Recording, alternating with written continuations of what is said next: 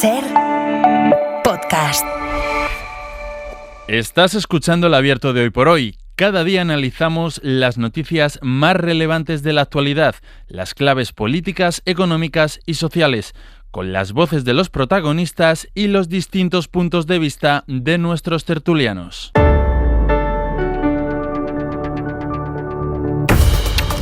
Tiempo para el análisis, tiempo para el abierto. En esta mañana de martes en Hoy por Hoy les hablamos hoy desde el Palacio de la Moncloa. Dentro de media hora se va a sentar aquí con nosotros el presidente del Gobierno, Pedro Sánchez, recién llegado de esa cumbre, de esa firma, de ese acuerdo de paz promovido por Donald Trump. Ha llegado hace apenas unas horas, así que van a ser las primeras valoraciones que podamos tener del presidente del Gobierno sobre lo que se vio, lo que se vivió y sobre lo que puede suponer lo que pasó ayer en Egipto. Enseguida vamos a ir con esa entrevista, pero antes, en el análisis previo, van a estar Gonzalo Velasco. ¿Qué tal? Muy buenos días. Hola, buenos días, Àngels. Joan Subirats, buen día, buenos días. Buen día. Y Josep Ramoneda, buenos días. Hola, buenos días. Vamos a situar y vamos a recordar qué es lo que pasó ayer. Ayer fue un día muy intenso. De hecho, nosotros mismos en El Abierto empezamos ya a contar lo que estaba pasando, porque lo primero fue la liberación del primer grupo de rehenes ya a las 7 de la mañana, la liberación del segundo grupo de rehenes, después los prisioneros palestinos liberados por Israel, la presencia de Donald Trump en Israel con su discurso frente al Parlamento israelí y después ya avión y a Egipto, donde se escenificó esa firma de ese acuerdo de paz, como se hace llamar, promovido por el presidente de los Estados Unidos. Han pasado muchas cosas en estas últimas 24 horas, pero sobre todo también lo que ha pasado es que Donald Trump ha querido reafirmar su figura como el gran hacedor de la paz, como el pacificador, como le gusta a él llamarse y que le llamen. Así que Pablo Morán, buenos días. Hola Ángeles, buenos días. Porque esa cumbre de la que estábamos hablando, esa cumbre celebrada en Egipto, era para certificar esa paz y así la ha reclamado su principal impulsor, pero fue también, yo diría, Pablo, que sobre todo fue una cumbre, una ceremonia hecha para la gloria de Donald Trump. El presidente de Estados Unidos reclamó ese papel central del que yo les hablaba, hizo ver que gobierna el mundo, que es un pacificador capaz de hacer historia. Él lo dice de sí mismo y lo dice de esa firma celebrada ayer en Egipto. Y el tiempo dirá, Ángels, si se precipita o no, porque ahora queda lo más complicado en Gaza, que es definir el futuro de la franja. Hay un alto el fuego, hay un intercambio de rehenes, pero del plan que presentó Trump queda el desarme de Hamás, la retirada total del ejército israelí, que de momento tenía la orden de prepararse para destruir los túneles de Hamás en cuanto se completara la liberación de los rehenes. Queda también por definir la gobernanza y la reconstrucción de la franja, cómo se hará. Y a pesar de todas esas incógnitas por resolver, a Trump, como decías, le sobraron elogios ayer a sí mismo y a lo que representa su plan. It will be the golden age of Israel and the golden age of the Middle East. This took 3,000 years to get to this point. Can you believe it? Aquí tenéis dos ejemplos. Trump defiende que el acuerdo firmado ayer inaugura una nueva edad dorada en Israel y en Oriente Medio, algo que ha tardado en llegar 3.000 años, decía, a pesar de que, como decíamos, ese alto el fuego es frágil. Jamás no se ha comprometido al desarme. Israel tampoco renuncia a irse de Gaza totalmente, al menos de momento. Hay unas elecciones, además, en Israel, en las que Netanyahu se juega su futuro y querrá capitalizar su mano dura contra Hamás. Well, see, now you can be a little bit nicer, baby, because you're not at war anymore, baby. Ahí le dirigió este aviso, medio en broma, medio en serio. Le dijo que podía ser un buen tipo ahora, que ya no está en guerra. Horas antes, Netanyahu asegura a los israelíes que todavía queda labor por hacer. Pero Trump está envalentonado por su mayor logro hasta ahora, desde su regreso a la Casa Blanca, y se fija extender este impulso a Ucrania. El viernes recibe a Zelensky en la Casa Blanca. Probablemente hablarán del posible envío de armas de largo alcance a Kiev si Rusia no avanza hacia la paz. Pablo, gracias. A ti, hasta ahora. Esa imagen de los liberados de cárceles israelíes y de los rehenes, de los secuestrados en cautiverio por Hamás, es el aval que tiene ahora mismo ese plan de paz. Por eso podemos decir que lo pactado empezó bien, se ejecutó bien, aunque esa operación es evidente que no ha terminado. Así que nos vamos hasta Jerusalén y está nuestra compañera Nuria Garrido. Nuria, buenos días. Buenos días, Àngels. Porque, Nuria, Israel sigue reclamando los cuerpos de algunos rehenes fallecidos y que todavía no tienen su poder, y los palestinos no han visto salir algunas figuras políticas importantes que no han sido liberadas en esta operación. Uno de ellos es Marwan Barghouti, que para muchos estaba llamado a liderar la Autoridad Nacional Palestina. ¿Cómo se vivió esa liberación y qué se dice ahí el día después? Sí, pues ayer fue un día de muchas emociones y reencuentros, tanto en la parte israelí como en la palestina. Los 20 rehenes vivos que ayer liberó Hamás siguen ingresados en los hospitales.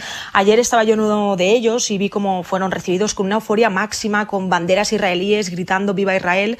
Y en Ramallah, sin embargo, antes de que llegaran los presos palestinos, las autoridades israelíes repartieron folletos prohibiendo a las familias que mostraran banderas palestinas y también advirtiéndoles de que no podían hacer grandes celebraciones. En las últimas horas, algunas asociaciones de prisioneros palestinos han denunciado que muchos de ellos han presentado signos de tortura física y psicológica, sobre todo los que fueron arrestados desde la franja de Gaza. En cuanto al punto en el que se encuentra ahora mismo este acuerdo, hay que recordar que Hamás ayer también entregó 4 cadáveres, que siguen quedando 24, y que lo que se ha pactado es que una entidad internacional ayude, ¿no?, a la búsqueda de los cadáveres desaparecidos, porque este es el gran reto. De hecho, Israel era consciente de que ayer no iban a llegar todos los cadáveres. Esto ha enfadado a los familiares de los rehenes, pero esto ya se puso encima de la mesa. Por lo tanto, ayer, Ángels, fue aquí un día de muchas emociones después de 2 años de tanto dolor. Pero esto que decías, por ejemplo, de Marwan Barghouti, para muchos es el claro ejemplo de que Israel no quiere un Estado palestino. Aquí es considerado el Nelson Mandela, aunque es verdad que lleva muchísimos años en prisión.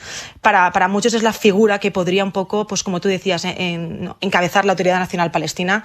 De hecho, Abbas lleva muchísimos años recibiendo críticas, está acusado de corrupción, y para muchos se preguntan, ¿no?, por qué Israel no lo liberó.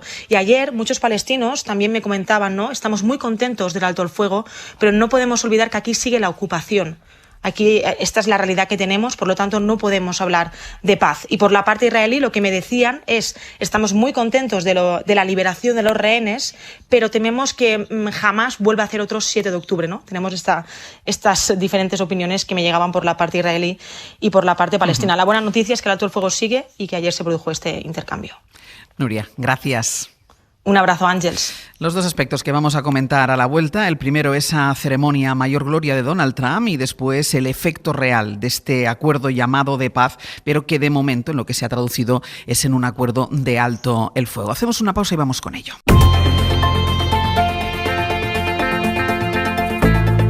El Abierto. Ser podcast. En el Abierto, Gonzalo Velasco, Joan Subirats y Josep Ramoneda hablando de ese acuerdo rubricado ayer en Egipto, presidido por el presidente de los Estados Unidos, Donald Trump, que se vende como el gran hacedor, el gran muñidor de ese acuerdo, que de momento lo que se ha conseguido es un alto el fuego en la franja de Gaza, que separara el genocidio que ha costado la vida a 67.000 palestinos, y también ese intercambio de rehenes, los que quedaban vivos todavía en manos de Hamás, y la liberación de un grupo importante de presos palestinos en cárceles israelíes, aunque, como nos decía ahora Nuria Garrido, no están los nombres importantes, ni siquiera está la persona que debería quizá liderar esta transición y ponerse al frente de la Autoridad Nacional Palestina. Quiero empezar, Subirats, si te parece, un poco por la ceremonia de ayer. Yo no sé si tuvisteis ocasión de verla, pero Donald Trump se convirtió como el anfitrión de un niño en una fiesta de cumpleaños, bromeando con todos los que estaban allí y evidentemente convirtiéndose en el protagonista de ese momento alto al fuego en Gaza. No, hay muchos detalles, ¿no? Esa sensación de una persona que ha convertido la pura fuerza y las relaciones personales aparentemente amigables como la manera de hacer política en este momento, y al mismo tiempo pues es la persona que cuando firma los decretos los hace con un lápiz de lo más grueso que puede hacer, y que llena todo el papel y que lo muestra de manera, es decir, ese constante muestra de una manera de hacer imperial, ¿no? Porque es imperial, y al mismo tiempo amigable, ¿no? De golpes en la espalda, de abrazos, de forma de yo creo que toda la ceremonia, digamos, escapaba a los cánones tradicionales de una reunión diplomática clásica. Al mismo tiempo, esa idea de hacer historia y de convertir, digamos, una zona, una región, digamos, golpeada históricamente de una manera dramática, en algo que a partir de ahora va a pasar a otro momento, ¿no? Son 3.000 años que de golpe se solucionan, y vamos a convertir, ¿no? Va a ser la edad dorada del Oriente Medio, ¿no? Realmente no sabes si reírte de la ingenuidad de una afirmación de este tipo o ponerte a llorar por lo dramático que por es la trascendencia que alguien juegue de esta manera con una situación como aquella, ¿no? Josep. Trump es la personificación de la obscenidad y la ignorancia, ¿no? Que es lo que le caracteriza. Y a mí lo que me inquieta es que le rindan pleitesía los principales responsables de los países del mundo. Acaba de anunciar un nuevo amanecer. También aquí la anunció la Falange hace muchos años, una especie de canción, poema, y ya visteis lo que fue el nuevo amanecer. Mal asunto cuando se proclaman estas generalidades y estas prepotencias de un personaje que solo cree en sí mismo. Pero a mí lo que me parece grave es que los demás le hagan la corte, porque, bueno, es verdad, lo que ayer ocurrió fue una cosa importante, un alto al fuego. Pero nada más que un alto al fuego. Y disculpen mi escepticismo, pero me cuesta mucho entender que a partir de aquí todo pueda ir muy positivamente hacia adelante, porque se volverá a encallar la situación, entre otras cosas, porque los elementos principales no están resueltos. ¿Quién gobernará en Gaza? ¿Cuándo se retirará realmente el ejército? ¿Qué papel tendrá Hamás? Todo está por decidir. Y siguen en su sitio Trump, Netanyahu y Hamás, es decir, los tres principales protagonistas del disparate. Bueno, a mí francamente me cuesta entender qué significa esto. Entiendo que si hay una oportunidad de tregua se aproveche, pero toda esta exhibición de presidentes y directivos principales países del mundo rendiendo pleitesía a Trump, francamente a mí me provoca una cierta angustia y me sorprende que gente, muchos de ellos que han demostrado en sus países su competencia, caigan en esta trampa. Y pensamos ahora le preguntaremos al presidente del gobierno por su comodidad o incomodidad, no lo sé, ejerciendo, que era un poco la sensación que daban todos los dirigentes situados además detrás de Donald Trump, mientras él iba hablando con cada uno de ellos, les iba dirigiendo palabras. Yo decía antes la imagen, ¿no?, del niño en su cumpleaños, que hace lo que quiere, pues esa era un poco la imagen. Ahora le preguntaremos al presidente del gobierno por sus sensaciones, porque él era uno de los protagonistas. Hace lo que quiere y los demás son responsables de que haga lo que quiere. De que haga. Gonzalo. Es un niño en su cumpleaños, pero es la sanción de un nuevo orden mundial. Eso es lo grave. En el que la paz y el futuro no pasa por los acuerdos internacionales que sobre o en relación a la zona se han firmado en los últimos, pues ya mucho más de 50 años, casi un siglo, sino en las decisiones unilaterales del presidente de los Estados Unidos, ¿no? En acuerdo solamente con Netanyahu, con el primer ministro de Israel. Efectivamente, esto es un alto el fuego. Recordemos que Israel ha suscrito la primera fase del acuerdo, pero no la segunda fase, que no sabemos si existe. Y es en la segunda fase donde se jugaría una paz duradera. Una paz duradera que no pasa solamente por la retirada de las tropas, que tiene que ser definitiva para que haya una soberanía sobre el territorio, para que haya la posibilidad, hoy conocíamos la cifra, el 98% de las tierras cultivables de Gaza que garantizan su abastecimiento o han sido destruidas o están ocupadas o no son inservibles, ¿no? Tiene que pasar desde luego por hablar de Cisjordania, donde hay un apartheid. Tiene que pasar por restablecer una autoridad estatal en Palestina y que tenga una interlocución bilateral con Israel, y todo eso no está en el plan de paz. Y no lo va a suscribir además Israel, seguramente, porque tenemos razones para desconfiar en ello. Entonces, todos esos dirigentes que estaban ayer allí, lo que tienen que hacer a partir de ahora es negociar esa segunda fase. No que colocarse detrás de un cartel de paz que parece el del Mundial 2026, ¿no? Que todo es esta especie de estética ya casi deportiva, ¿no? Más que diplomática. Sino que tienen que ejercer presión sobre esa segunda fase que todavía no se ha rubricado, porque si no, esa paz no es más que una pantalla de humo para un nuevo proyecto colonial que además ha sido relativamente avanzado. No va a haber, dijo ayer Trump, ni un Estado ni dos Estados, aquí va a haber algo distinto, no se va a reconstruir, se va a construir algo nuevo. En fin, sabemos a qué nos suena esto porque ya ha sido anunciado de antemano. Todo parece indicar a que se van a construir infraestructuras y en la que la población en Gazatí se subordinará como una masa de obra para esa nueva infraestructura. Mano de obra, perdón, que se va a construir allí, ¿no? Y un apunte, y casi es una pregunta. Yo vi la ceremonia ayer pues a retazos, como supongo que la mayoría. Me ha parecido ver al secretario general de las Naciones Unidas en segunda fila. Sí, estaba en segunda fila. Antonio Guterres. Es muy fuerte esto, ¿eh? En la fotografía. No es un país más. La fotografía de familia estaba en segunda fila. Claro, no es un país entre otros. Es el garante del orden internacional, tal como nos hemos dado y lo hemos acordado desde el siglo XX hasta la fecha. Que esté ahí subordinado a esta nueva ceremonial pantomima es tremendamente significativo. Sí, yo iba a decir que también no estaban allí ni Israel ni Hamas, lo cual me parece también significativo. Y además quería señalar quiénes son los hacedores de este tema. Se ha dicho mucho, pero yo quisiera insistir en que el principal, digamos, socio inmobiliario de Trump y el yerno de Trump, que se ocupa, digamos, en su nombre, en el nombre de Trump, de los negocios, han sido los hacedores de este acuerdo y lo que quieren es básicamente tener acceso a la caja fuerte de lo que son los países del Golfo para, digamos, invertir conjuntamente en esta nueva fase de edad dorada que se plantea. Es decir, detrás de todo este tema yo creo que hay una voluntad de business, de negocio espectacular, con un nivel de caricatura de lo que es la política. Acordaos de lo que dijo ayer Trump en el Parlamento israelí, hablando con el presidente de Israel, le dijo, a ver si perdonas a Netanyahu, que por un problema de puros y de champán, dice, ahora lo queréis, digamos, juzgar, ¿no? Es el nivel de drama que significa esa especie de cachondeo constante, a mí me parece preocupante, ¿no? Es que es pura obscenidad, es la frivolización de una situación muy seria, en que los elementos fundamentales siguen ahí, y además con personajes que todos conocemos. Es decir, vemos lo que ha hecho Netanyahu, pero también todo el papel de Hamas es realmente impresionante. Y hay una cosa que me que me parece delirante.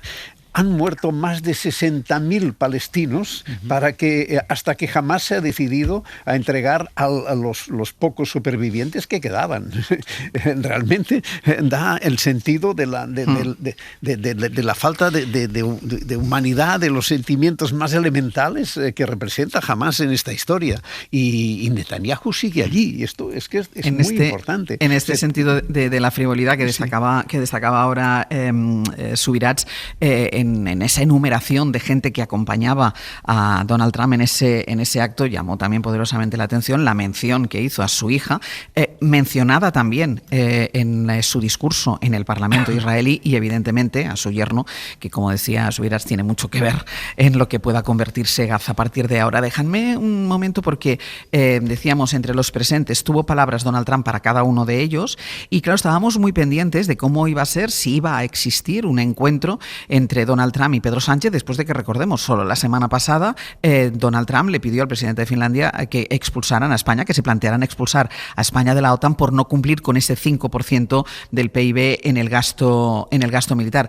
Claro, ¿cómo iba a ser ese encuentro? Bueno, se produjo hubo encuentro en esa especie de fotocall que montó Donald Trump para ir recibiendo él uno a uno a los mandatarios que asistieron a la cumbre. Hubo apretón de manos, hubo sonrisas, enviado especial a Egipto, que ya está de vuelta, de hecho está aquí ya en Moncloa con nosotros, Guillermo Lerma. Buenos días. ¿Qué tal? Buenos días, Ángels. Porque después de esa imagen muy comentada de los dos, ese apretón de manos, Trump también se refirió a España con un comentario que está más próximo al elogio que a otra cosa. Dijo que el gobierno está haciendo un trabajo fantástico.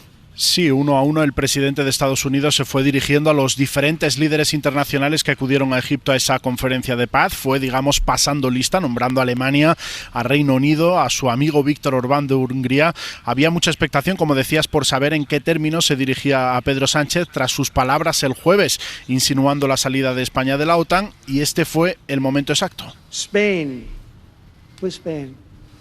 Trump busca a Sánchez lo busca entre el resto de líderes y con cierta ironía pregunta si se estaba trabajando para convencer a nuestro país de lo del PIB en referencia al 5% del gasto militar que los países se comprometieron a suscribir en la cumbre de La Haya. Acercaremos posiciones, termina diciendo el presidente de Estados Unidos, que al final también acaba reconociendo que estáis haciendo un fantástico trabajo. Eso es lo que dice literalmente, así que el presidente Trump ha pasado de amenazar a España con sacarla de la Alianza Atlántica a dirigirse a Sánchez con la máxima cordialidad. Eso fue después del saludo que mantuvieron en ese escenario, en esa coreografía prácticamente organizada, mayor gloria de Trump. Sánchez no se había encontrado personalmente con Trump desde su regreso a la Casa Blanca en enero. El encuentro duró apenas unos segundos. Ambos mandatarios posaban subidos en esa tarima en la que se podía leer la palabra paz en inglés. Un apretón de manos de apenas unos segundos, sonrisas ante la cámara después de semanas, de meses de mucha tensión diplomática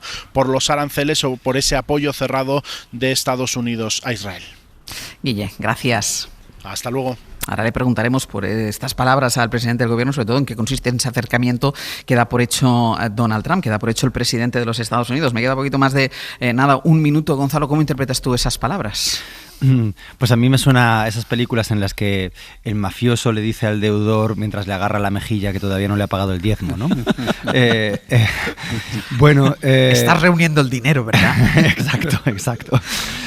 Bueno, yo lo hemos dicho aquí, yo creo que muchas veces. Creo que la posición de España aquí es firme porque introduce, primero, no voy a decir resistencia, aunque sí, pero si acaso pluralidad a la hora de decidir qué se va a hacer con el gasto militar coordinado y colectivo que representa la OTAN y en la aportación de la Unión Europea al respecto. Es decir, en lugar de aceptar una imposición directa que se ha asumido sin discusión, España está introduciendo un elemento de deliberación, de análisis y de crítica. No es una negación, y me parece que es una posición en ese sentido razonable y constructiva que debe ser totalmente defendida. Evidentemente este será uno de los temas que vamos a poder hablar con él, sobre todo porque es reciente, porque está de máxima actualidad, aunque vamos a repasar con él también otras cuestiones que afectan al gobierno y que preocupan a la sociedad española. Hablaremos de corrupción, hablaremos también del aborto, hablaremos de economía, hablaremos de presupuestos. Todo esto será aquí en Hoy por Hoy con el presidente del gobierno, Pedro Sánchez.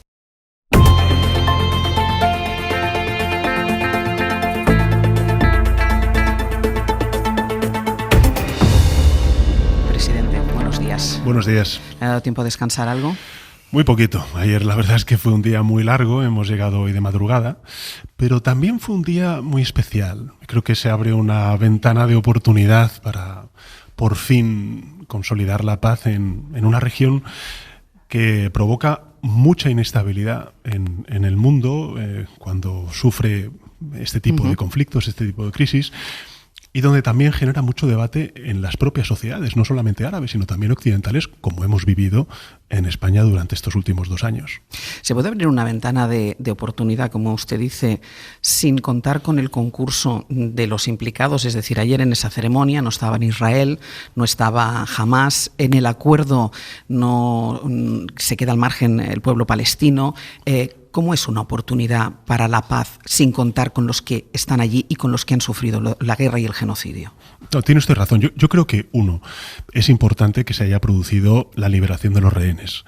En segundo lugar, es importante que se permita ya el acceso de ayuda humanitaria a Gaza. Y es importante también que se plantee un horizonte de pasos a dar para consolidar la paz. Ahora mismo lo que tenemos es un alto el fuego y lo que tenemos que hacer es convertir ese alto el fuego en paz.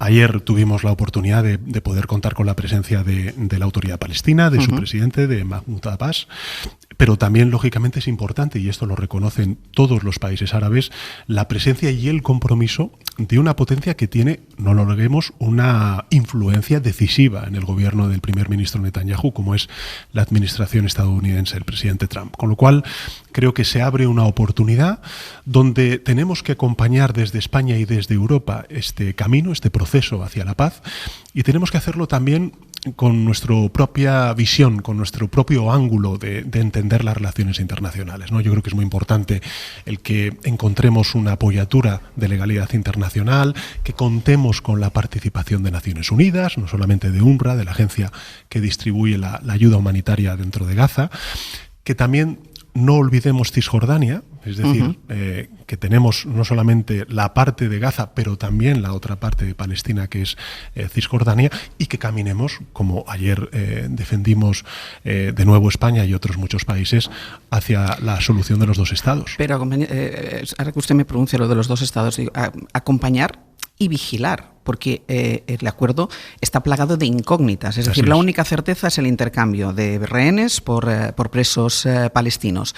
La única certeza es el alto al fuego de momento respetado. Pero a partir de aquí no sabemos esto cómo se gobierna, quién se gobierna. Antes estábamos comentando, ni siquiera ha salido de la cárcel esa persona que los palestinos consideran que debería estar al frente de la Autoridad Nacional Palestina, como Marwan Barghouti, que podría ser la persona que unificara a todos los palestinos. Y yo digo, acompañar, pero también vigilar, presidente.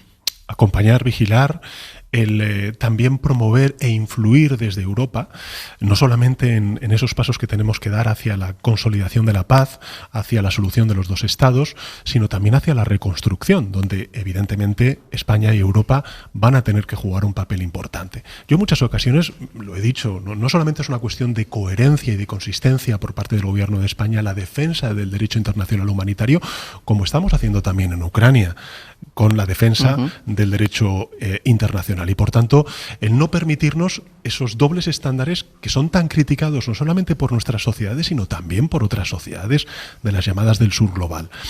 Pero a partir de ahí, también tenemos que influir para que todas las soluciones que se den pues sean soluciones conformes al derecho internacional.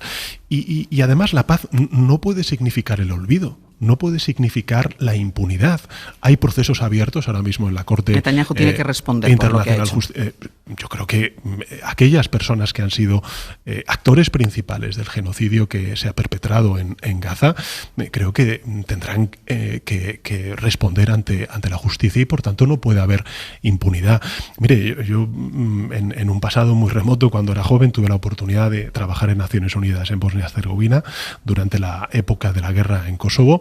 Y una cosa es la paz y otra cosa es el que no puede permitirse la impunidad. Por tanto, creo que hay mucha tarea por delante, efectivamente hay muchas incógnitas sobre la gobernanza, sobre su anclaje en el derecho internacional, pero sí que creo que es importante el que se haya cesado la violencia en Gaza y el que abramos una oportunidad para ese diálogo franco entre Israel y Palestina y el reconocimiento de los dos estados. Ayer fue importante la presencia de la Autoridad Palestina. Creo que fue muy importante. Y no era evidente que fuera a estar en esta conferencia. Pero lo estuvo, reconocido por parte de todos los actores, también del propio presidente estadounidense, el compromiso firme de la administración estadounidense por ayudar a esa consolidación de la paz. Y también tengo que decirle con mucho orgullo el reconocimiento unánime del papel que ha jugado España durante estos 2 años, por parte del secretario general de Naciones Unidas, por parte de todos los países árabes, por parte también de la administración estadounidense, de que España, junto con Noruega e Irlanda, hace 1 año abrimos el camino hacia lo que hoy es, bueno, pues la práctica unanimidad de Naciones Unidas, de la Asamblea General de Naciones Unidas y una amplia mayoría de la Unión Europea con el reconocimiento de los dos estados, en este caso del Estado de Palestina. 2 preguntas que afectan a España y que sugiere la etapa que se abre ahora. La primera, ¿qué pasa con las medidas adoptadas contra Israel? Hace muy pocos días se aprobó el embargo de armas. ¿Qué pasa con esto? Se mantienen. ¿Se mantiene el embargo de armas? Sí, insisto, es que estamos en un alto el fuego.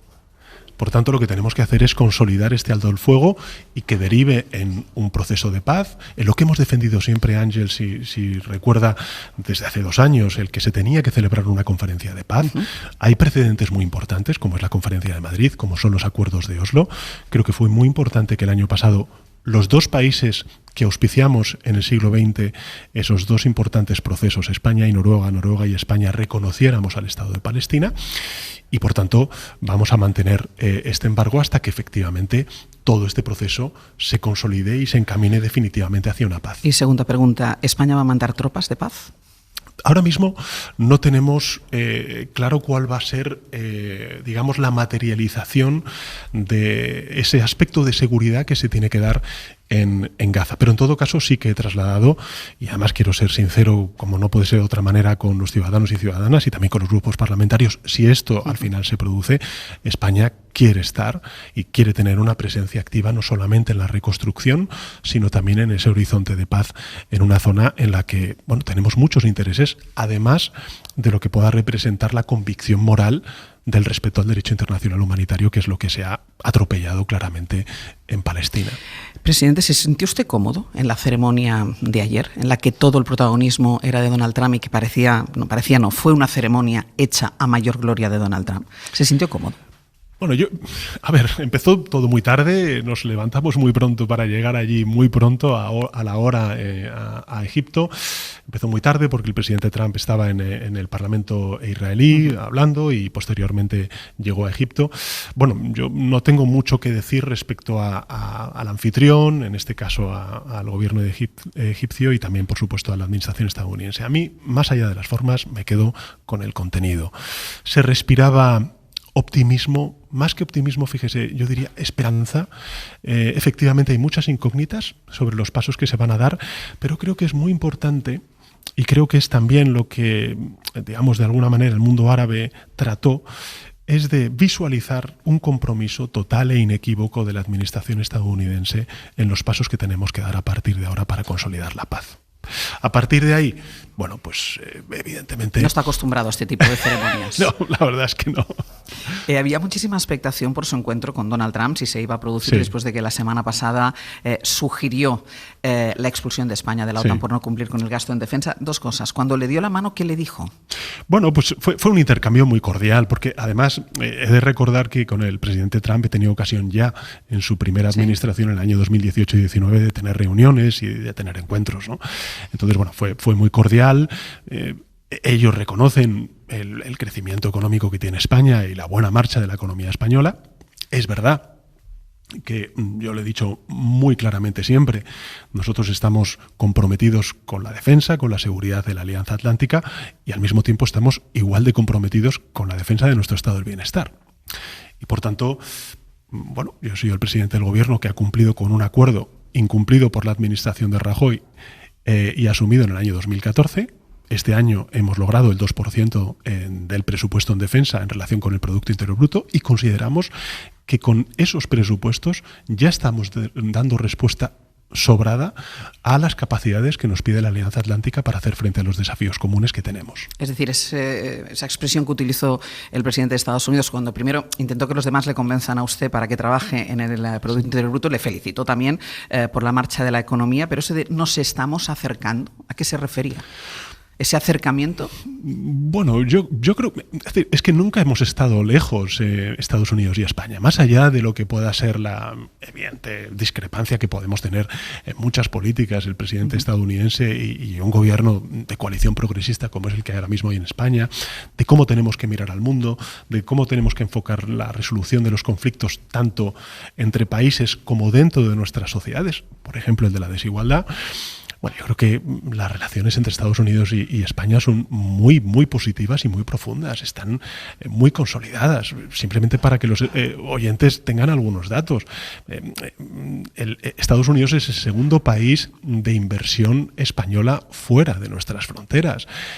Nosotros, a diferencia de otros países, sufrimos un déficit comercial con Estados Unidos. Y aún así, bueno, pues nosotros hemos mantenido esa unidad, como no puede ser de otra manera, dentro de la Unión Europea, para alcanzar, bueno, pues un mínimo acuerdo comercial que nos permita dar estabilidad y predictibilidad a los actores económicos de Europa. Es decir, la cifra de gasto en defensa de España por ahora es inamovible. Sí, es que, a ver, nosotros hemos llegado a un acuerdo con el que nos sentimos absolutamente satisfechos en la última cumbre de la OTAN en La Haya. Porque, insisto, Tan importante para nosotros es cumplir con nuestras obligaciones en defensa como miembro de la Alianza Atlántica, como cumplir con la defensa del estado del bienestar. Mire, yo lo he dicho en muchas ocasiones, hay múltiples razones por las cuales nosotros no estamos a favor de ese 5%. La primera, por una cuestión de capacidad de absorción de las propias Fuerzas Armadas de esa ingente cantidad de recursos económicos. Segundo, porque según las propias Fuerzas Armadas, con un 2,1% damos respuesta a las capacidades que nos pide la Alianza Atlántica para poder hacer frente a los desafíos comunes, por ejemplo, la guerra de Putin en Ucrania. 3. Nosotros consideramos que Europa y España, para garantizar su seguridad, lo que tenemos que hacer también es colaborar con terceros países. Es decir, nosotros en el flanco sur, la seguridad se mide, por ejemplo, en la lucha contra el crimen organizado, contra las mafias que trafican con seres humanos, y por tanto lo que necesitamos es cooperar con los países de tránsito y con los países de origen. Lo que necesitamos es reforzar pues nuestros servicios diplomáticos, nuestra capacidad de inteligencia. Y finalmente yo creo que es muy importante y muy relevante que también el mundo sepa y sea consciente de que para garantizar la seguridad de nuestras naciones tenemos que hacer una apuesta definitiva por la igualdad y por la lucha contra la desigualdad.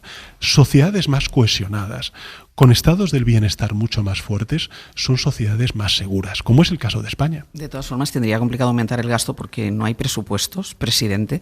¿Cuándo va a presentar los presupuestos? Los vamos a presentar pues antes de que finalice el año. Vamos a sudar la camiseta, como hemos hecho siempre. ¿Van a presentarlos? Sí, vamos a presentarlos. Vamos a enviarlos. ¿Por qué no se han presentado en tiempo?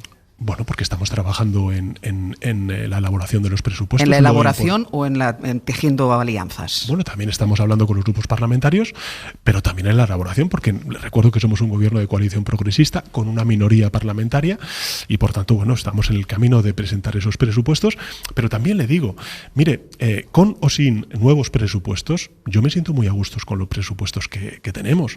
¿Por qué? Presidente, ¿se pueden aguantar 4 años con los mismos presupuestos? Bueno, fíjese, hoy el Fondo Monetario Internacional va a presentar sus nuevas previsiones económicas para España y ya le adelanto que van a ser mejores de las que, por ejemplo, ha planteado el gobierno de España para este año y para el siguiente.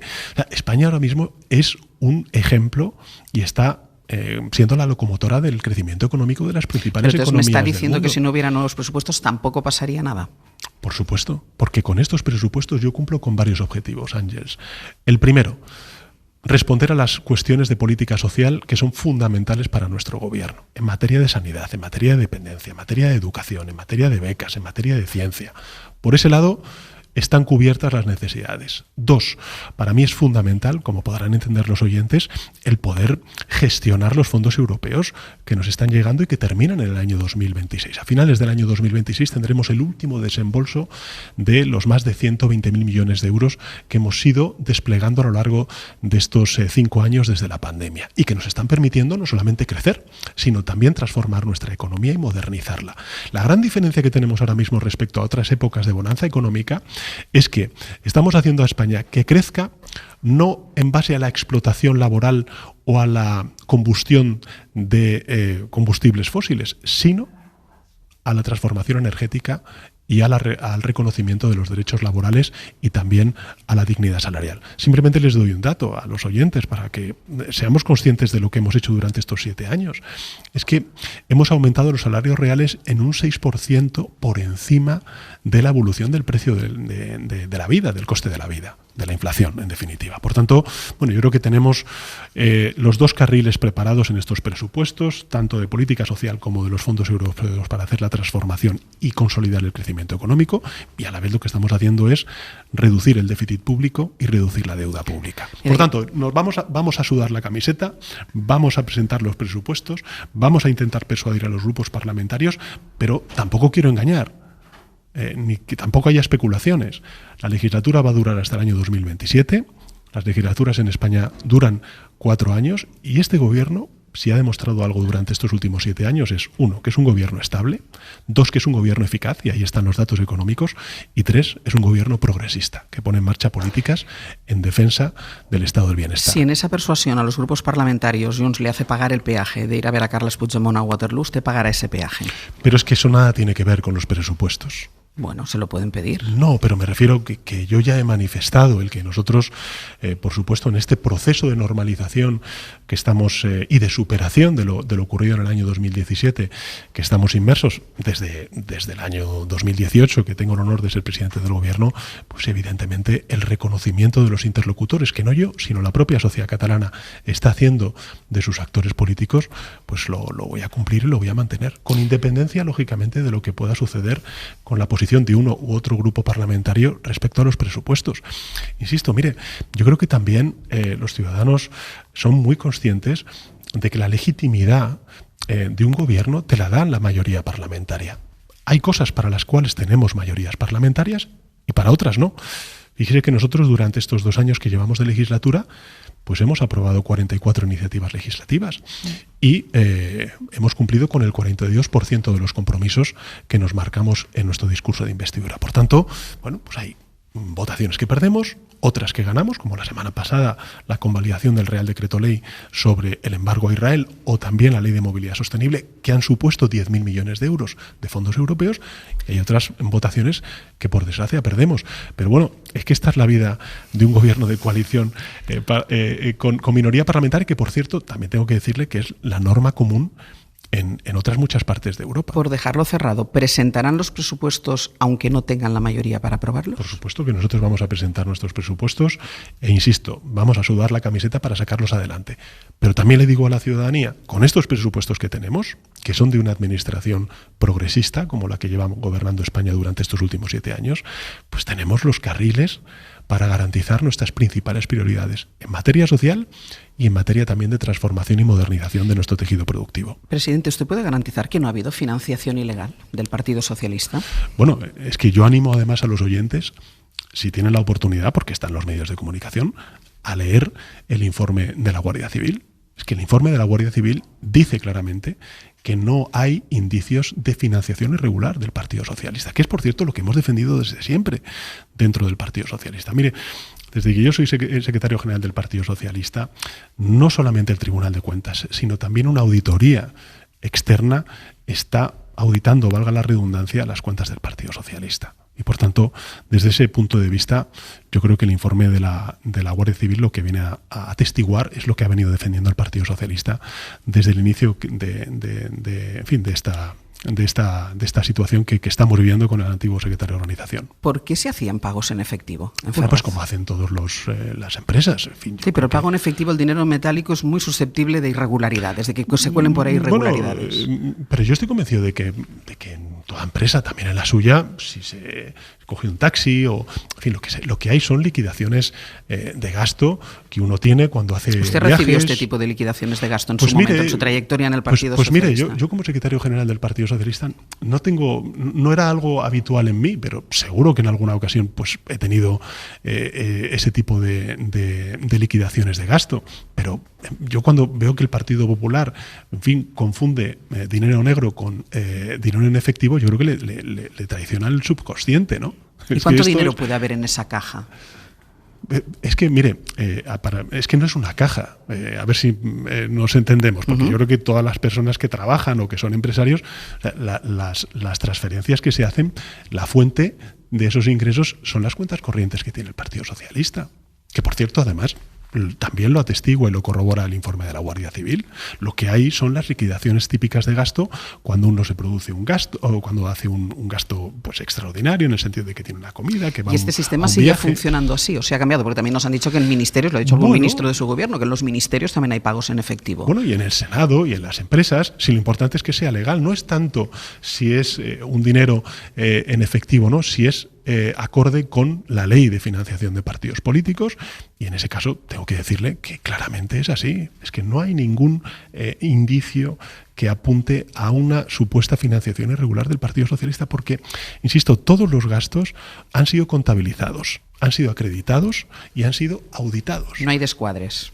No hay descuadres. Incluso en el propio informe de la Guardia Civil, cuando habla de esa, discordancia de unos 90 y tantos mil euros por parte de José Luis Ábalos como secretario de organización, habla de sus cuentas, no de las del Partido Socialista.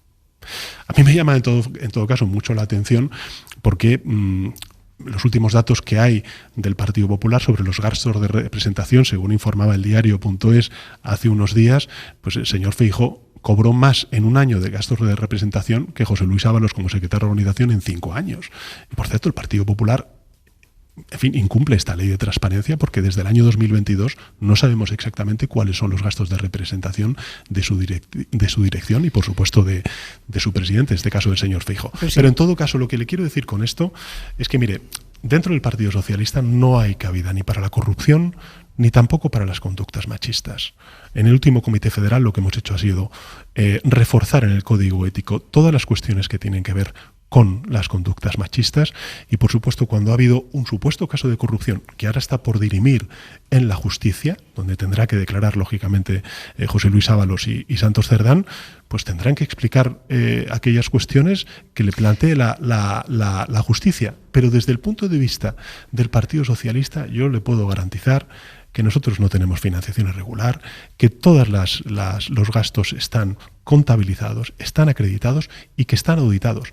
Están auditados por el Tribunal de Cuentas, están auditados por una auditoría externa y ahora hemos visto en ese informe de la Guardia Civil pues que efectivamente no hay ningún indicio que apunte en lo que quiere el Partido Popular, que es de alguna manera demostrar que su financiación irregular, la pasada, no sé ahora cuál será su situación, pues es común al resto de partidos. Y no es así. Hablaba de las conductas machistas. Entiendo que usted se habrá detenido a leer o a escuchar algunas de las conversaciones entre José Luis Ábalos y Koldo García. ¿Cómo se recupera la confianza de las mujeres en el Partido Socialista, habiendo tenido en su cúpula, en la parte más alta del Partido Socialista, gente con este tipo de conductas? Mire, yo lo lamento mucho y tengo que decirle que estoy muy decepcionado cuando escucho ese tipo de declaraciones y de comportamientos. A partir de ahí, lo que hemos hecho en el Partido Socialista, en el último Comité Federal, ha sido reforzar el Código Ético y hacer incompatibles una serie de conductas con la asunción no solamente de responsabilidades institucionales u orgánicas dentro del partido, sino incluso de la militancia. Y esto yo creo que no hay ningún otro partido en nuestro sistema político que lo tenga. A partir de ahí, yo lo he dicho, yo pido perdón sobre todo a las mujeres y creo que donde al final se ve cuál es el compromiso feminista de un gobierno o no, es en las políticas. Allí donde ha habido un riesgo de retroceso en los derechos de las mujeres, el gobierno de España se ha levantado la bandera en favor de esos derechos, ¿no? Lo estamos viendo, por ejemplo, con la polémica sobre la interrupción voluntaria del embarazo, que salió del Ayuntamiento de Madrid, o lo estamos viendo en muchas de las legislaciones que hemos puesto en marcha. Yo siempre llevo muy a gala el que venimos de un gobierno, con el señor Rajoy, acuérdese, que decía que de legislar sobre el salario de las mujeres era un lío. Bueno, pues tenemos una ley de igualdad salarial aprobada en mi primera administración que ha permitido, entre otras cuestiones, que hoy, aun existiendo aún ese gap en el salario entre las mujeres y los hombres trabajadores y trabajadoras, pues es más reducido que lo que fue hace 7 años. Presidente, ya sé porque lo he dicho en más de una ocasión, me lo ha dicho a mí, lo ha dicho en la última entrevista, que usted no sospechaba nada del comportamiento ni de Cerdán ni de Ábalos. Usted compartió con ellos mucho tiempo, sí. Compartió carretera, compartió vida. ¿Delante de usted no se producían nunca este tipo de conversaciones? En absoluto. O sea, vamos, se lo puedo garantizar. ¿Y usted piensa... tiene a un secretario de organización nombrado por usted en la cárcel? Ábalos puede ir a la cárcel esta semana según cómo vaya su declaración ante el Supremo. ¿Usted piensa que su responsabilidad, porque de hecho fue el que los nombró, su responsabilidad termina con la petición de disculpas? Es que no ha terminado ni ha empezado con la petición de disculpas. Es que yo he tomado decisiones muy duras, incluso algunas, como fue por ejemplo el caso de José Luis Ábalos, no comprendidas dentro de mi organización. Y también con Santos Cerdán.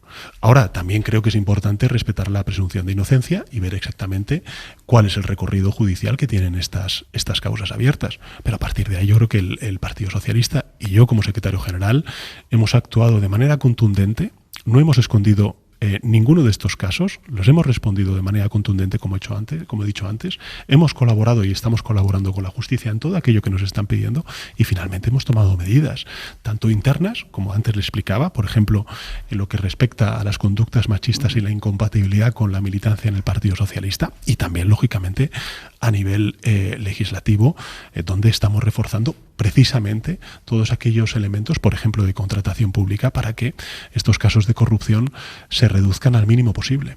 Ya que estamos en materia judicial, cuando usted dijo que hay jueces que están haciendo política, ¿lo decía solo por el juez Peinado o lo decía por más jueces?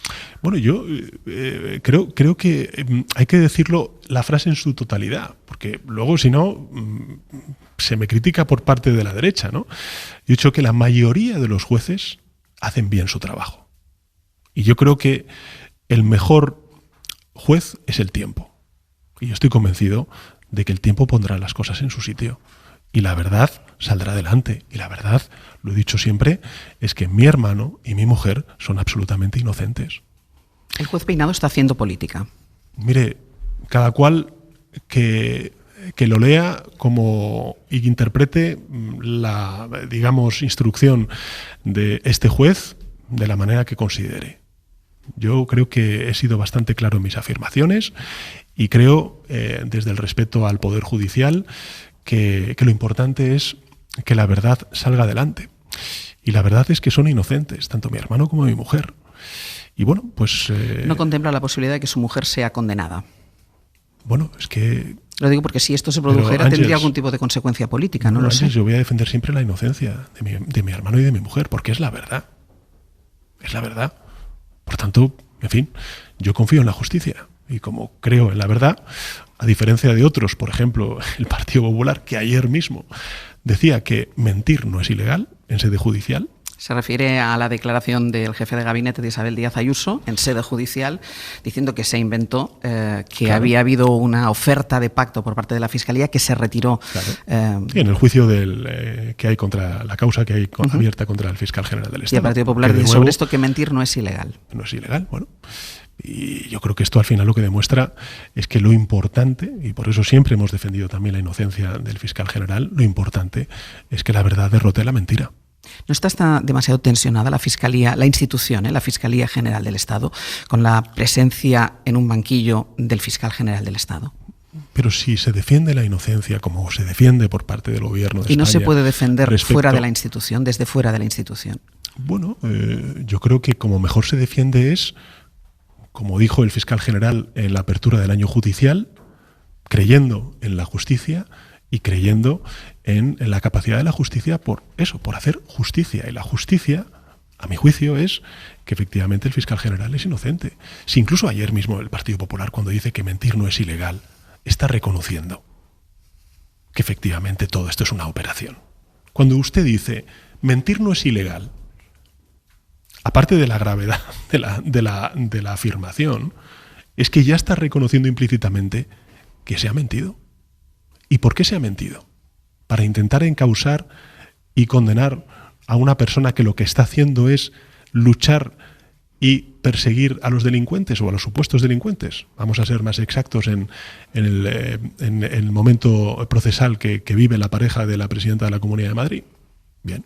Por tanto, yo creo que el Partido Popular, hasta incluso ayer, cuando dijo eso, le traicionó el subconsciente. No solamente en cuanto a si es legal o no es legal, que evidentemente no es legal, sino que efectivamente ha mentido. El testigo está obligado a decir verdad en sede judicial. Usted ha anunciado el blindaje constitucional del aborto. ¿Cómo va a hacerlo? ¿Con qué mayoría piensa hacerlo? Bueno, lo primero de todo es que hoy en el Consejo de Ministros, dentro de unos minutos, lo que vamos a hacer son dos cosas. La primera es requerir a la Comunidad de Madrid que cumpla con la ley y que, por tanto, apruebe ese registro de objetores de conciencia a la hora de... ¿Cuál es la consecuencia si no lo hace?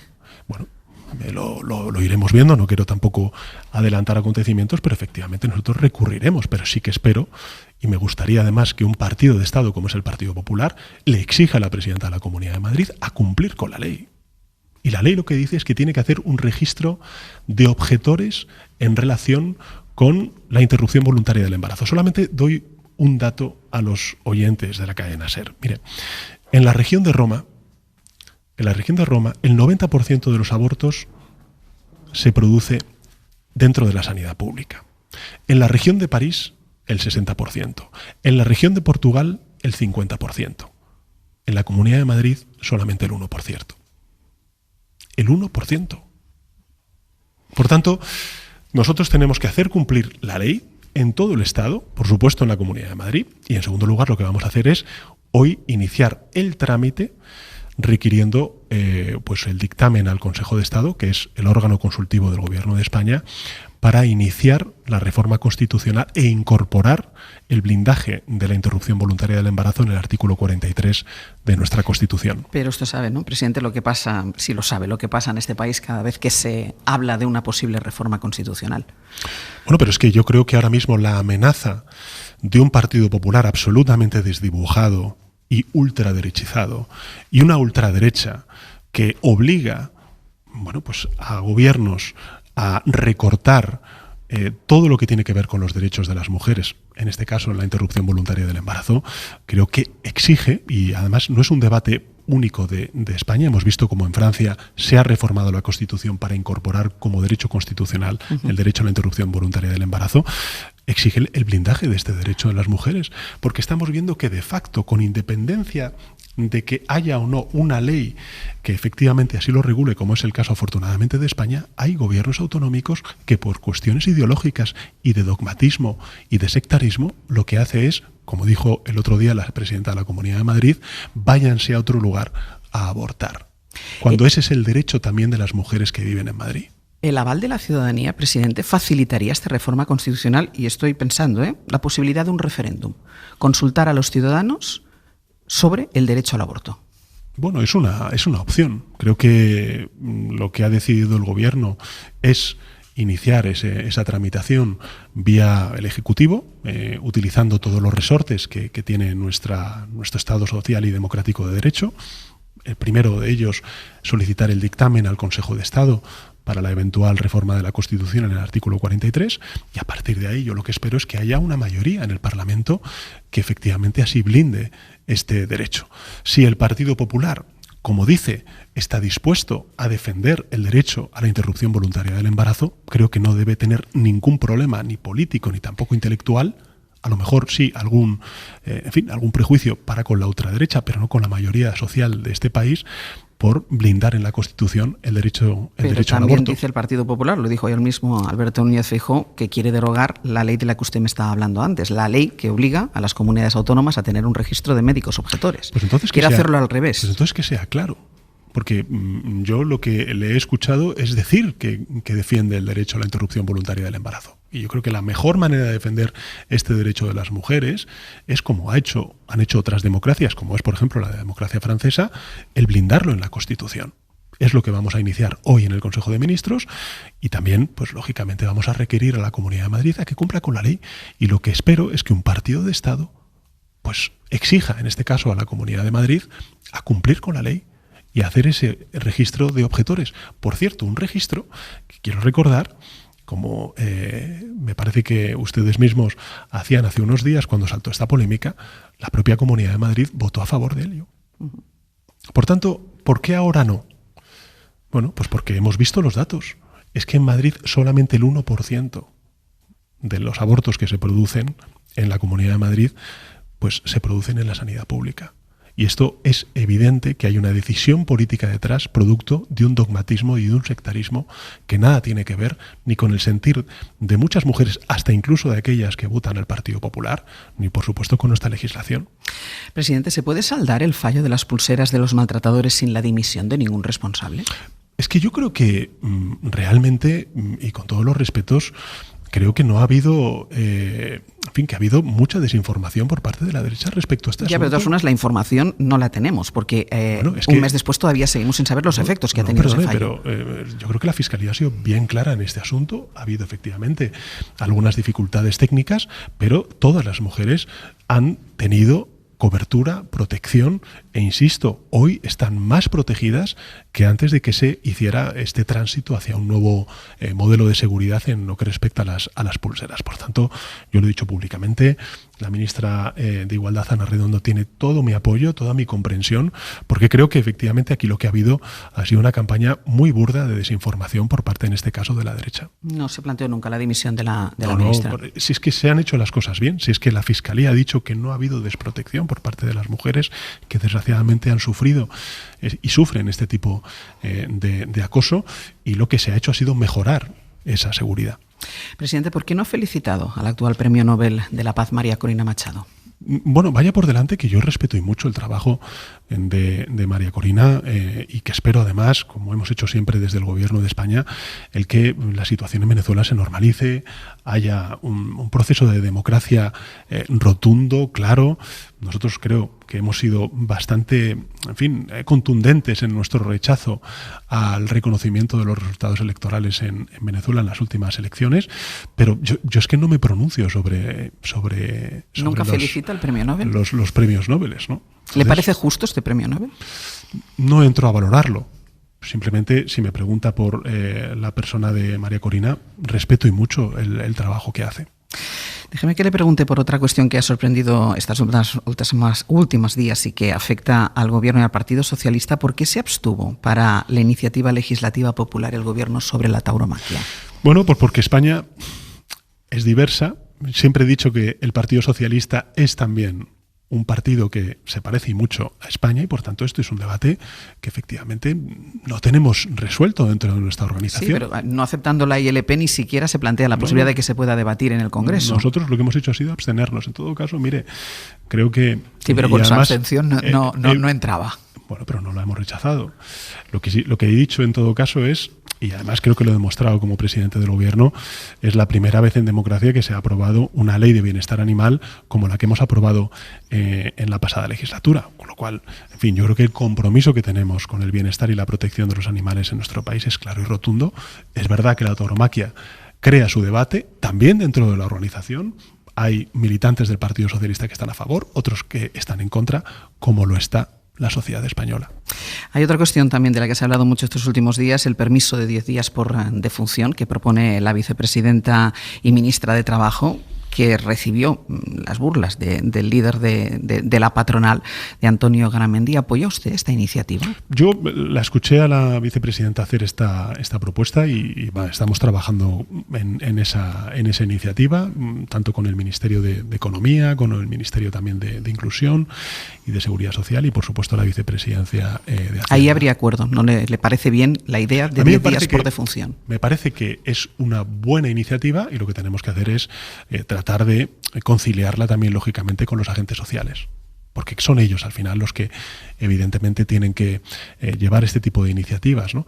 Pero me pareció una idea interesante que tenemos que estudiar y por qué no aplicar. Presidente, ¿nada haría cambiar la idea de no adelantar las elecciones? ¿Pero por qué? No sé, estoy pensando en un superdomingo de las elecciones autonómicas. Sí, bueno, a ver, yo lo he dicho siempre, además llevo así desde el año 2018. Este es un gobierno estable. Fíjese que en estos 7 años que llevo como presidente del Gobierno ha habido 8 primeros ministros en Francia, 5 en el Reino Unido, 4, si no me falla la memoria, en Austria. Y ahí estamos, un gobierno estable, un gobierno eficiente. Ahí están los datos económicos y de creación de empleo, de reducción de la desigualdad y de pobreza a mínimos históricos de la serie. Y, por supuesto, también yo creo que, bueno, con políticas progresistas que están demostrando que se puede crecer y también redistribuir los frutos del crecimiento de manera exitosa. Yo creo que España vive un momento pues, de los mejores de las últimas décadas. Así tenemos que reconocerlo y esto es éxito de todo el país, no solamente de una administración, sino de todo el país. De los sindicatos, de la patronal, de las familias y por supuesto también de las instituciones públicas y la primera de ellas del Gobierno de España. Yo también le digo una cosa, siempre que hay, a ver cómo lo digo, un cuestionamiento del jefe de la oposición, en este caso del Partido Popular, pues lo que hay para intentar cerrar el debate sobre quién puede ser el sustituto del señor Feijóo, siempre se pone encima de la mesa por parte de la prensa de la derecha un hipotético adelanto electoral. Pero no lo hacen porque haya información detrás, porque yo cada vez que me preguntan digo que las elecciones serán en el año 2027, sino para cerrar cualquier debate sucesorio respecto al señor Feijóo. Mire, Madrid es muy grande, pero la Villa de Madrid, en lo que son los lugares de debate es evidente que hay muchos presidentes autonómicos del Partido Popular que vienen aquí a Madrid que off the record muestran su desagrado con la estrategia que está llevando a cabo el señor Feijóo como jefe de la oposición e incluso pues se dejan querer como futuros o futuras jefes o jefas de la oposición. Y esto, en fin, la Villa y Corte de Madrid pues Usted, que es una persona informada, seguro que sí. Le digo esto, no le sorprende porque lo habrá escuchado de primera mano. Yo no lo he escuchado de primera mano, pero evidentemente esas conversaciones también me llegan. ¿Mantiene la voluntad de agotar la legislatura y mantiene la voluntad de presentarse usted a las próximas elecciones, de ser el candidato? A ver, yo he hablado con mi familia sobre este asunto porque bueno, ya llevo 7 años al frente del gobierno, para 8. Creo que, insisto, tenemos un proyecto político que trasciende el año 2027. Creo que el momento histórico que estamos viviendo, no solamente del acierto y la eficacia en las políticas progresistas, sino también de un auge de la ultraderecha en detrimento de la derecha. Para mí, una de las cosas que más me preocupa, de verdad lo digo, es cómo se está debilitando el centro derecha en nuestro país y cómo está reforzándose la ultraderecha. Pues me invitan a pensar que no puedo eludir mi responsabilidad de continuar garantizando, al menos desde el punto de vista de la España progresista, 4 años más de avance. Y bueno, evidentemente el Partido Socialista tiene sus procesos de primarias, me presentaré a ellas, pero espero contar con el apoyo de la militancia para poder ir a un siguiente mandato en el año 2027, ¿no? ¿No hay nada que le haría reconsiderar esta postura? ¿Algo a nivel personal? Bueno, siempre uno se lo plantea. En todo caso, insisto, es que estamos en un momento en el que me llama mucho la atención la incredulidad de los medios de comunicación de la derecha y también de la derecha sociológica de ver cómo la ultraderecha está tan fuerte. Hoy, por ejemplo, el señor Feijóo me parece que va a presentar un plan sobre migración. En Barcelona. En Barcelona. Y claro, esta es la consecuencia de blanquear durante años a la ultraderecha. El dar por buenos los debates que plantea la ultraderecha. Antes hemos hablado del aborto, hemos hablado, por tanto, del retroceso en derechos y libertades que creíamos que estaban consolidados, y ahora de repente incorporan el elemento de la migración. Yo quiero trasladar a los ciudadanos y ciudadanas de nuestro país que están escuchando esta entrevista que la migración, además de haber una cuestión moral de fondo, de derechos humanos, con eso hemos empezado esta entrevista, de historia y de memoria de nuestro país, porque nuestro país ha sido un país de migrantes en épocas muy difíciles, como por ejemplo la dictadura franquista, lo que quiero decir es que hay una cuestión que tiene que ver con el concepto de oportunidad. Mire, nosotros somos un gobierno que ha luchado y lucha contra la migración irregular, contra el tráfico de seres humanos. De hecho, hemos reducido respecto al año pasado la entrada de flujos de migración irregular en un 40%, más de un 50% cuando hablamos de las Islas Canarias. Pero al mismo tiempo, durante estos últimos 7 años, nosotros hemos hecho posible el que haya habido 2 millones de migrantes que vengan a España y que están contribuyendo al crecimiento económico de nuestro país, a cubrir puestos de trabajo que están vacantes en sectores muy importantes de nuestra economía, como es el turismo, como es la hostelería, como son los servicios sociales, como es el sector de la construcción. Y al mismo tiempo, lo que hemos hecho ha sido rebajar en un 40% la tasa de desempleo en nuestro país, en un 40%, al mismo tiempo que aumentaba en 2 millones el número de migrantes que residen en nuestro país. Y también lo que hemos hecho ha sido reducir las tasas de criminalidad durante todo este tiempo. Con lo cual, todos estos bulos que plantea la ultraderecha y que hace suyas la derecha, de que la migración es igual a la delincuencia y de que hay una supuesta invasión de personas que no contribuyen al desarrollo, sino que tratan de aprovecharse del desarrollo económico de nuestro país, es una absoluta falacia. Por tanto, la pregunta que tenemos que respondernos nosotros como sociedad, pero no solamente España, sino Occidente en su conjunto, es: ¿queremos ser una sociedad abierta y por tanto próspera, o queremos ser una sociedad cerrada y por tanto empobrecida? Yo solamente quiero dar un dato que me obsesiona y me permitirá por unos segundos alargarme. Yo le permito. A mí me están diciendo que tiene Consejo de Ministros. Bueno, me pueden esperar 5 minutos. Venga, pues que le esperen 5 minutos. Si a usted le interesa este dato, yo creo que es importante. Mire, es evidente que Occidente y España, como país occidental que es, está sufriendo un invierno demográfico. Ese invierno demográfico significa que, desde el punto de vista de las políticas públicas, solamente tenemos 2 palancas para hacerle frente. Uno, las políticas de natalidad, las políticas de familias. Este gobierno las está haciendo, por ejemplo, la extensión y la equiparación de los permisos de paternidad y maternidad. Y 2, las políticas de inmigración regular. Si no hacemos estas 2 cosas, España, dentro de 20 años, va a tener una fuerza laboral equiparable a la que tenía en 1990. Eso significará que en lugar de estar creciendo al 3%, España estaría creciendo por debajo del 1%. Y por tanto, dígame usted cómo vamos a financiar el estado del bienestar, las pensiones o la sanidad pública en nuestro país. A eso es a lo que me refiero. Aquellos que estigmatizan la migración, como es la ultraderecha y, por desgracia, hoy también la derecha, lo que están haciendo es ofrecer un horizonte de pobreza a nuestra sociedad. ¿El debate dónde está? El debate está en luchar contra la migración irregular, como está haciendo este gobierno, en propiciar la migración regular y, sobre todo, en las políticas de integración. Las políticas de integración en nuestro país están en manos, 1, de los ayuntamientos, 2, de las comunidades autónomas. Y como, por ejemplo, en la sanidad pública, como vemos en el caso de Andalucía, en otras muchas cosas, como es también las políticas de migración, las administraciones del Partido Popular, con el apoyo de Vox, están reduciendo a cero esas políticas de integración. Y es ahí donde residen las responsabilidades que tiene cada cual en este estado compuesto. Déjeme entonces que le haga una última pregunta, porque no ha gastado los 5 minutos que me ha pedido, porque no nos daba tiempo, pero yo sí quería introducir un elemento, que es el elemento de la vivienda. En este dibujo que hace usted de España hay una grieta tremenda, que es la grieta de la vivienda. Y esa sensación que tienen los afectados por la crisis de la vivienda, que nada de lo que se anuncia, que nada de lo que se dice se traduce en accesibilidad a una vivienda. Y tienen razón, pero es verdad que estamos cambiando el paradigma de las políticas de vivienda. Hasta ahora, prácticamente, ha habido leves intentos en administraciones progresistas anteriores por intervenir el mercado de la vivienda. Yo siempre pongo el caso, lo recordarán los oyentes, de la intervención que hicimos en el mercado energético durante la guerra de Ucrania, cuando teníamos inflación de 2 dígitos, del 10%. ¿Qué hicimos? Intervenir el mercado de la energía. Y eso es lo que estamos haciendo ahora mismo con el mercado de la vivienda.